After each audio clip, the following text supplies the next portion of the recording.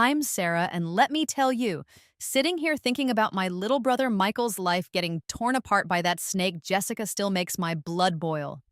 I'm his big sister, always looking out for him and watching his so called perfect family crumble because of her betrayal.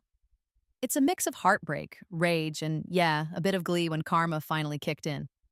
This story's got it all: tears, drama, and a satisfying ending. So, buckle up, because I'm about to spill it all, raw and real, just like I'd tell you over coffee. 7 years ago, Michael, my sweet, hardworking brother, was on top of the world. He's the kind of guy who'd give you the shirt off his back. Humble, loyal, always putting family first. Growing up, he was the kid who'd save his allowance to buy mom flowers, and I'd tease him for being such a softie. When he met Jessica, I wasn't sold. She was all dolled up, always checking her reflection, calculating every move like she was playing chess. Her smile felt too practiced, her laugh too loud. But Michael, he was head over heels, eyes sparkling like he'd found the one. I bit my tongue thinking, if he's happy, I'll deal. They got married, and when their son Liam came along, Michael was over the moon. I'd catch him cradling that boy, singing lullabies off key, changing diapers like a pro. He'd grin, saying, "Sis, this is it. This is my life." Seeing him so content warmed my heart, and I started to think maybe I'd misjudged Jessica. Maybe she was the real deal. Their little family looked picture perfect.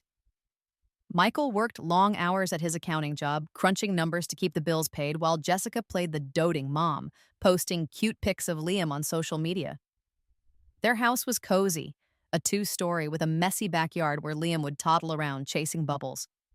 I'd visit for barbecues, watching Michael flip burgers, Jessica sipping wine, and Liam giggling. It felt right, like the kind of life you see in commercials.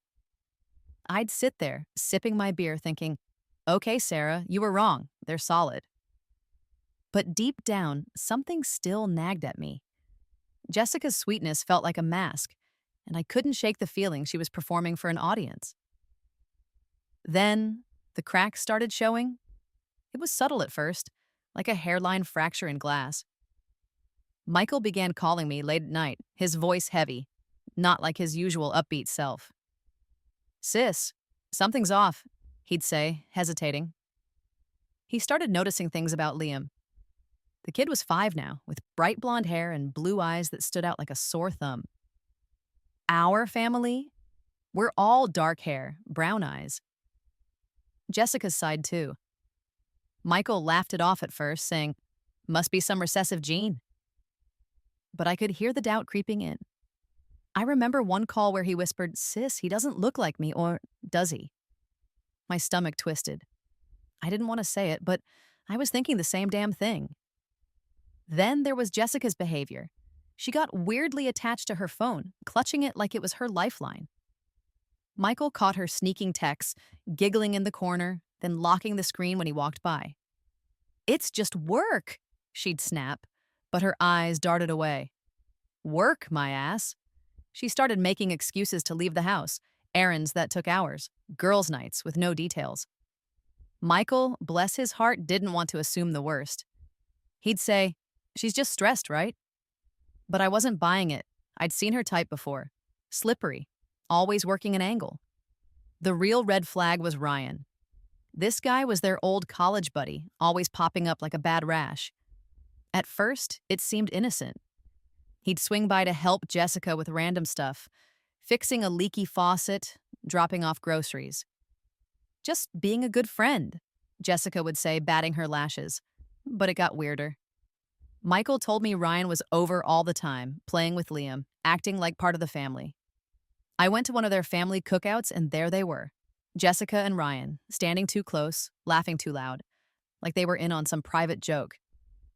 Michael was across the yard, grilling, oblivious, but I saw it. The way she touched Ryan's arm, the way he smirked, my jaw clenched. I wanted to march over and call her out, but I held back. Michael didn't need me stirring up trouble. Yet. Still, I couldn't shake the unease. Michael was losing sleep, pacing at night, his usual spark dimming. He'd call me, voice cracking, saying, "Sis, I'm thinking crazy stuff. What if Liam's not mine?" It broke my heart to hear him like that. My little brother, who'd always been so steady, was unraveling. He told me he wanted to do a DNA test just to stop the doubts. I could hear the shame in his voice, like he felt guilty for even considering it. I told him, do what you gotta do, but take it slow. Inside, though, I was screaming, hell yeah, get that test! I started watching Jessica closer, noticing how she'd dodge Michael's questions, how her smiles never reached her eyes. Every time I saw her, my gut twisted. Something was rotten, and I wasn't about to let my brother get played. By now, I was on high alert. Jessica's fake cheer was wearing thin, and Michael's pain was eating me alive. I'd lie awake, replaying every moment, the way she laughed with Ryan, the way Michael's voice shook on the phone. I hated feeling helpless, but I wasn't about to sit back and let her ruin him. I didn't have proof yet, but I knew. That woman was trouble. And I was ready to back Michael up when the truth came crashing down, because it would. It always does. Still fuming as I think about how that snake Jessica shattered my brother Michael's world. The rage I felt watching him suffer. God, it's like a fire in my chest that won't go out. Part 1 of this mess was all about the cracks forming, the little hints of betrayal I couldn't ignore. But Part 2? This is where the hammer drops, where the truth rips through the lies like a knife. Buckle up, because this chapter of the story is raw, painful, and yeah, it's got me itching to scream. It all came to a head on a rainy Tuesday afternoon. Michael called me, his voice shaking so bad I could barely make out the words. Sis, it's done. The DNA test. I'm not Liam's dad. 0% match. My heart stopped. I mean, I'd suspected we both had, but hearing it confirmed, it was like the ground fell out from under me. Michael, my sweet, devoted brother, who'd spent 5 years pouring his soul into that boy, diapers, bedtime stories, scraped knees, all of it, wasn't his father. I wanted to cry for him, but more than that, I wanted to storm over to Jessica's smug face and tear her apart. What did she say? I asked, gripping the phone so tight my knuckles went white. Michael let out a bitter laugh. She laughed, sis, said I was being paranoid, that I'm blowing it out of proportion. That's when the real hate settled in. Not just dislike, not just suspicion, pure burning hatred for that woman. I drove to Michael's place that night, rain pounding the windshield, my mind racing. He was a wreck, sitting on the couch with a beer, staring at the wall. His eyes were red, but he wasn't crying anymore. It was worse. He looked hollow, like someone had sucked the life out of him. I thought I was enough, he whispered. I thought we were a family. I sat next to him, my throat tight, and just listened as he spilled it all. How he'd done the test in secret, swabbed Liam's cheek while he slept, sent it off with his own sample. How he'd prayed it was a mistake, that he was wrong to doubt. But the results didn't lie. 0%. I hugged him hard and said, "We'll figure this out. You're not alone." But inside, I was screaming. Jessica wasn't just a liar. She was a monster. Michael didn't stay broken for long. Something shifted in him, like the grief turned to steel. He started piecing things together, and Ryan's name came up fast. That slimy college buddy who was always too close, too comfortable around Jessica. Michael's voice got sharp when he talked about him. It's gotta be Ryan, sis. He's always there, always smirking. I need to know. I admired his grit, but I was worried too. This wasn't just about hurt feelings anymore. It was about exposing a betrayal that could destroy everything. I nodded, saying, "If you're sure, do it. Get the truth." But my stomach churned. What if Ryan was the father? What then? Michael turned into a man on a mission. He didn't confront Jessica, didn't tip his hand. Instead, he played it smart, cold, like a detective in one of those crime shows. He remembered a barbecue they'd hosted a few weeks back where Ryan had been chugging beers and laughing with Jessica like they owned the place. Michael had kept Ryan's empty bottle, tucked it away for the trash. Now, it was evidence. He sent it off for DNA testing, along with another sample from Liam. I was floored by his nerve. "You're a damn genius," I told him, half laughing, half scared. He just shrugged, eyes hard. I need to know, Sarah. I need it to be real. Waiting for those results was torture. I'd check in with Michael every day, and he'd give me these clipped updates, like he was holding himself together by a thread. Jessica, meanwhile, was acting like nothing was wrong.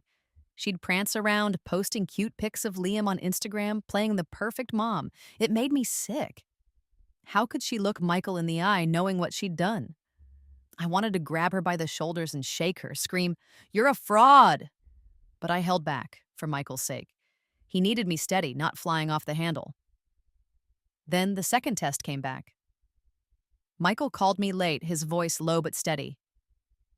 "It's Ryan. 99.9%. He's Liam's dad." I felt a chill, like someone dumped ice water down my back. It was real now, undeniable. Ryan, that smug bastard, had been playing house with Jessica behind Michael's back.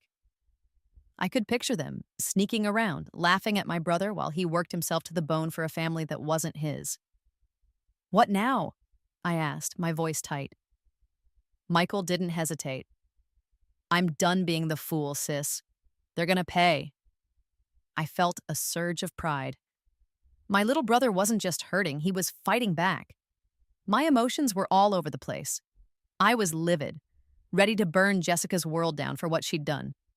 7 years of Michael's life wasted on her lies. Every late night at the office, every dollar he'd saved for Liam's future, every moment he'd spent loving that boy, it was all built on her deception. I kept picturing him holding baby Liam, so proud, so happy. And it broke me. But worse, I blamed myself. Why hadn't I pushed harder when I first smelled trouble? Why didn't I call Jessica out that day at the barbecue, when she was giggling with Ryan like a teenager? I should have protected him. Still, seeing Michael take charge, planning his next move, gave me hope. He wasn't just my little brother anymore. He was a man ready to reclaim his life. I told him, "You've got this. Make them regret it." And I meant it. Jessica and Ryan thought they could play him, thought they could keep their dirty secret forever. But they didn't know who they were messing with. Michael was done being the nice guy, and I was right there with him, ready to watch those liars crash and burn. The truth was out, and it was only a matter of time before it blew up in their faces. I couldn't wait to see it. If I thought the rage was bad before, part 3 of this mess cranks it up to a whole new level. My brother Michael's world got obliterated by Jessica's betrayal. And now, with the truth about Liam's real father, slimy Ryan, out in the open, it's war. This chapter is where the gloves come off, where Michael fights back, and where Jessica's true colors shine through in all their disgusting glory. I'm still seething, still aching for my brother, but there's a twisted satisfaction in watching those liars squirm. So grab a seat, because this is where the drama hits fever pitch. After the DNA bombshell, Michael wasn't the same. The grief was still there, raw and heavy, but it was like he'd channeled it into something fierce. He moved out of the bedroom he shared with Jessica, crashing on the couch instead. "I can't look at her, sis," he told me one night, his voice rough. "Every time I do, I see her with Ryan." My heart broke for him, but I was proud too. He wasn't curling up in a ball, he was plotting. He found a lawyer, Miss Evans, a sharp-as-nails woman who ate messy divorce cases for breakfast. She had this calm, deadly vibe, like she could smell bullshit from a mile away. Michael laid it all out for her, the DNA tests, Jessica's lies, Ryan's involvement. Miss Evans just nodded, scribbling notes, and said, "We've got this." I liked her already. Michael played it smart, keeping his cards close. He froze their joint bank account, quietly moved his personal savings, and started documenting everything. Texts, receipts, anything that could prove Jessica's deceit. Jessica, clueless as ever, thought he was just sulking. She'd flounce around the house, acting like nothing was wrong, even trying to sweet-talk him with dinners and fake concern. "She's pathetic," Michael told me, his jaw tight. One night, he came over to my place, looking like he hadn't slept in days.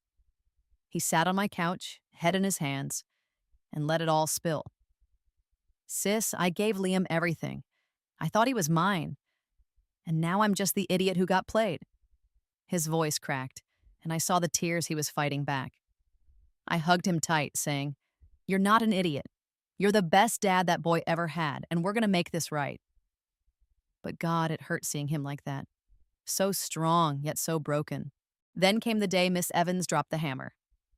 Jessica's lawyer, some slick guy named Davies, had the nerve to demand alimony and child support for Liam, acting like Michael was the bad guy.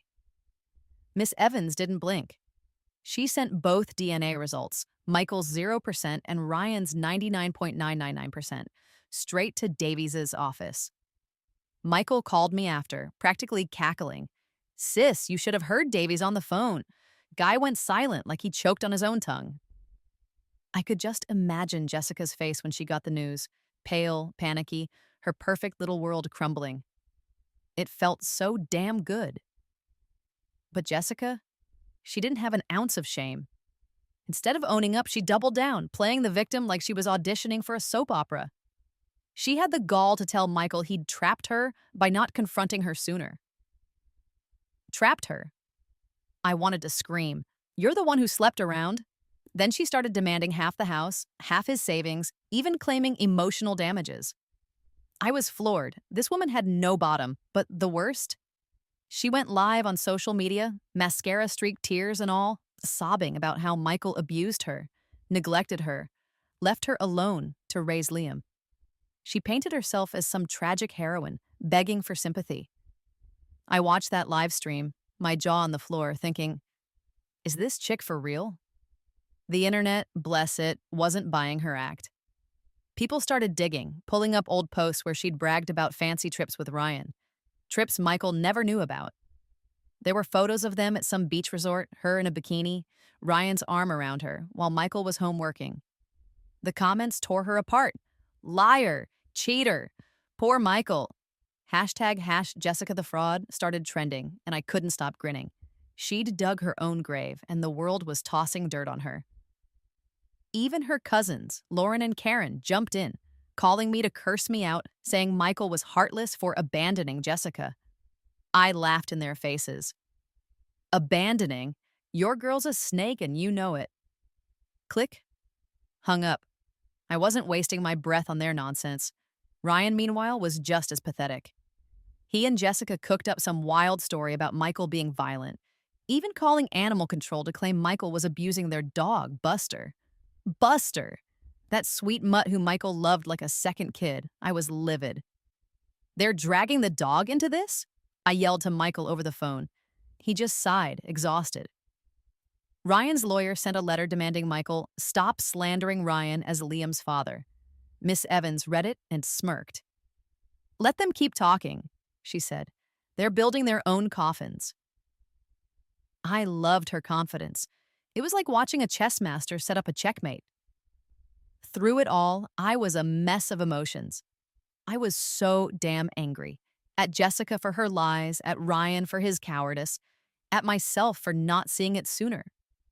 I kept replaying those family barbecues, those moments when Jessica and Ryan were too cozy and I hadn't said a word. I felt like I the dog ate my homework. But seeing Michael fight back, seeing him stand tall despite the pain, made me proud. He wasn't just surviving, he was taking back his life. And Jessica? She was about to learn what happens when you mess with my family. If you've been following this roller coaster of a story, you know I'm still spitting fire over what Jessica did to my brother Michael. Part 3 was the buildup, the war prep, the moment Michael stopped being the nice guy and started swinging back. Now part 4, this is where the gavel drops, where justice finally shows up and slaps the smug right off Jessica and Ryan's faces. My heart's still pounding thinking about it, half from relief, half from the lingering sting of what Michael went through. So let's dive into the courtroom drama, the takedown, and the sweet, sweet taste of karma. The court hearings were like something out of a movie, and I wasn't even there. Michael filled me in on every detail, his voice a mix of exhaustion and triumph. He'd been prepping with Miss Evans for weeks, building a case so airtight it could have sunk a ship. Jessica, meanwhile, thought she could waltz in and play the victim, batting her lashes and crying on cue. But Miss Evans wasn't having it, and neither was the judge. Michael told me about the first day of testimony, how Jessica took the stand, dressed like she was going to a funeral, all somber and teary. She spun her usual sob story. Michael was distant, neglectful, made her feel unloved. I rolled my eyes so hard I nearly sprained them. Unloved, I said to Michael later. She was sneaking off with Ryan while you were changing diapers. He just nodded, his jaw tight, but I could see the fire in his eyes. He wasn't buying her act anymore.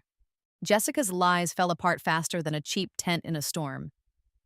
Miss Evans cross-examined her, and it was brutal. She pulled out text messages between Jessica and Ryan, ones Michael had found on an old tablet Jessica forgot to wipe. Flirty, explicit, going back years. Jessica stammered, her face turning red, claiming they were just friends.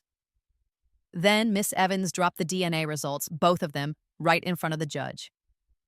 Michael said the courtroom went dead silent, like everyone was holding their breath. Jessica tried to pivot, saying she didn't know Liam wasn't Michael's, but her voice cracked and the judge wasn't buying it. She started yelling, accusing Michael of tricking her into the test, and the judge had to bang the gavel to shut her up. Michael leaned over to me on the phone later, chuckling. "Sis, she looked like a toddler throwing a tantrum." I laughed so hard, I snorted. Good. Let her squirm. Ryan's turn on the stand was just as pathetic. At first, he tried to play dumb, denying everything, saying he had no idea Liam was his. But Miss Evans came prepared. She had receipts, literally. Hotel bills, gift shop charges, even a freaking spa day Jessica and Ryan had taken together, all paid with Ryan's credit card while Michael was working overtime. Then there were the social media screenshots, the ones the internet had dug up during Jessica's live stream disaster, showing them cozying up on trips Michael never knew about. Ryan's face went white, and Michael said he started sweating like he was in a sauna. Finally, he cracked, mumbling, "Okay, yeah, I'm the father." The courtroom buzzed, and Michael just sat there, stone-faced, but I knew he was screaming inside. Victory. The judge didn't drag things out. The evidence was overwhelming. DNA, texts, financial records, Jessica's own contradictions. When the final ruling came down, it was like a weight lifted off my chest. Michael won, clean sweep. The judge threw out Jessica's demands for alimony and child support. Ryan was ordered to take legal responsibility for Liam, including back child support, which had him looking like he'd swallowed a lemon. Jessica got a pittance from their shared assets, barely enough to cover her legal fees, and Michael kept the house, his inheritance, everything he'd earned before and during the marriage. Jessica's face, Michael told me, was priceless, mouth open, eyes wide, like she couldn't believe her con had failed.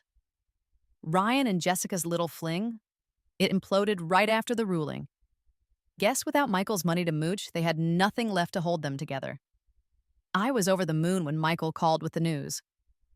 "Sis, it's over. We did it," he said, and I could hear the smile in his voice. The first real one in months. I whooped so loud my neighbor probably heard me. "Hell yeah, we did," I shouted back, but as happy as I was, the anger still simmered. I thought about all the nights Michael spent doubting himself, all the love he poured into Liam, only to be stabbed in the back. I thought about Jessica's fake tears, Ryan's cowardly lies, and how they'd dragged my brother through hell. I wanted to march up to them and scream, "You got what you deserved." But I didn't need to. The court had spoken, and their lives were in shambles. Looking back, I felt a mix of emotions. Relief, first and foremost. Michael was free, finally, from that toxic mess. Pride, too, because he'd fought like a lion, never backing down. But there was sorrow, deep and heavy, for the pain he'd endured. I kept picturing him holding baby Liam, singing to him, thinking he was his world. That loss would never fully heal. And yeah, I was still pissed. Jessica and Ryan's shamelessness, their willingness to lie and manipulate, made my skin crawl. I'd always known she was trouble, but this? It was next-level vile. Still, seeing them crash and burn, knowing they'd live with the consequences, gave me a twisted kind of peace. Justice wasn't just served, it was a damn feast. At the end of this gut-wrenching, rage-fueled saga about my brother Michael and the snake Jessica who tore his world apart. Part 4 was the courtroom showdown where justice slammed down like a thunderbolt, leaving Jessica and Ryan to choke on their lies. Now, in Part 5, it's about picking up the pieces, finding peace, and, hell yeah, savoring the sweet, sweet aftermath of their downfall. I'm still carrying the scars of watching Michael suffer, but seeing him rise again? That's the light at the end of this dark tunnel. So, let's wrap this up, raw and real, with a story of healing and a little gloating thrown in for good measure. After the court ruling, Michael was a free man, but freedom came with a weight.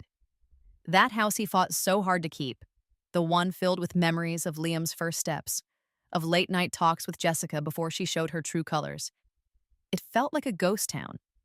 He'd walk through it, he told me, and see Liam's toys in the corner, the dog bed where Buster used to nap, and it had hit him all over again. "Sis, it's like living in a museum of what I lost," he said, his voice low. I got it. That place was a shrine to a life that never really existed. So he made a bold move. He sold it, packed up, put it on the market, and bought a smaller place, a cozy one-bedroom with a big backyard for Buster. "New start," he said, forcing a smile. I hugged him tight, saying, "Damn right, you're building something real now." The move did him good. He started reconnecting with old friends, guys Jessica had pushed away because they didn't fit her perfect image. I'd drop by his new place on weekends, and there'd be laughter again. Michael grilling burgers, his buddies cracking jokes, Buster chasing a tennis ball like a maniac. It wasn't the same as before. Not yet, but it was something. He even picked up hobbies he'd dropped during the marriage, like hiking and fixing up old cars. One day, he called me from a trail, out of breath but happy. "Sis, I forgot how good it feels to just be," he said. I grinned, my heart swelling. "That's my brother!" I shouted, and he laughed, a real laugh, not the hollow one I'd heard for months. Michael didn't talk much about Liam, and I didn't push. That wound was too deep. He'd loved that boy like his own, and finding out he wasn't, that Ryan was the father, had gutted him. But he kept a photo of Liam on his fridge, a snapshot from a zoo trip, both of them grinning with ice cream on their faces. "I'll always love him," he told me once, his voice soft. "Doesn't matter whose blood he's got." I nodded, my throat tight. That was Michael, loyal to a fault, even after everything. I hoped, wherever Liam was, he'd grow up knowing how much Michael had cared. As for Jessica and Ryan, oh, their lives went straight to hell, and I'd be lying if I said I wasn't smirking about it. Jessica moved into a cramped apartment, scraping by on whatever gigs she could find after her social media career tanked. That livestream meltdown, #JessicaTheFraud, followed her like a bad smell. Nobody bought her victim act anymore, and her old friends ditched her once the truth spread. Ryan wasn't much better off. Stuck with child support payments and a kid he never wanted, he was drowning in bills. Michael heard through the grapevine that Ryan and Jessica split up within months, screaming at each other over money. I cackled when he told me. "Couldn't happen to nicer people," I said, raising a glass. Michael just shook his head, but I saw the glint in his eye. He was too classy to gloat, but I wasn't. Looking back, I've got a lot of feelings about this whole mess. I'm proud as hell of Michael. He didn't just survive, he rebuilt brick by brick without sinking to their level. He could have gone scorched earth, spread lies, or played dirty, but he didn't. He used the truth, the law, and his own strength to come out on top. That's my brother, steady even when the world's falling apart. But I'm still pissed too. Jessica and Ryan didn't just hurt him. They stole years of his life, his trust, his dreams of a family.